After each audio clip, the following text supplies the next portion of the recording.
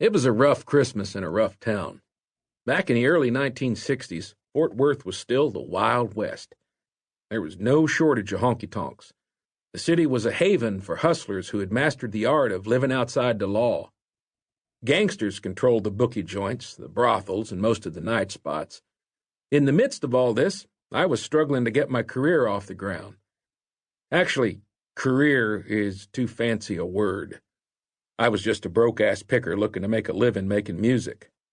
Running every which way, haunting the beer joints that hid in the shadows of the stockyards, soliciting the club owners who ran the buckets of blood out on Jacksboro Highway, I was getting nowhere fast. I did manage to get a gig DJing on KCNC, but that didn't last. Neither did my half-baked attempts to peddle Kirby vacuum cleaners and Encyclopedia Americanas. Proud to say I was no good at convincing people, especially hard-working people, to buy stuff they didn't need. What I needed was a break. And a break meant a hit song.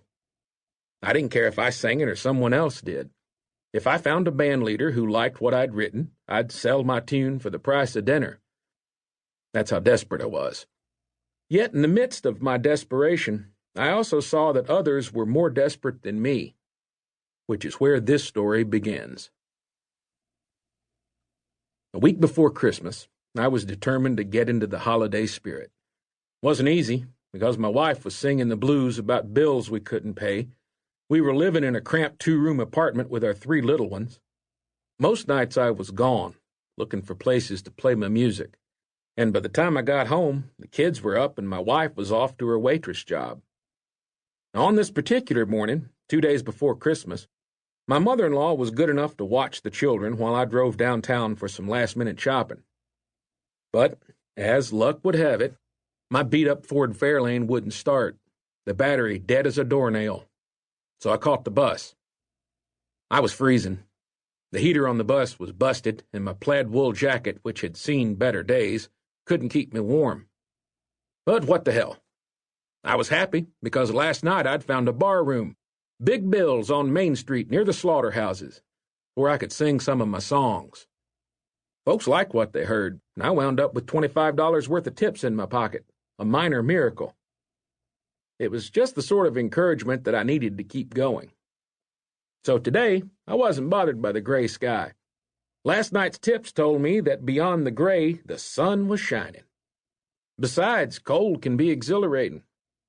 Best of all, snow was in the forecast, meaning that my kids might get to enjoy their first white Christmas. I got off at Houston Street in the middle of downtown.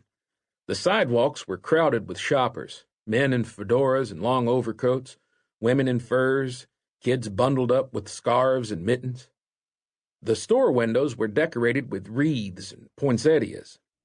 I could see my breath in the frosty air. Already a few flakes had begun to fall.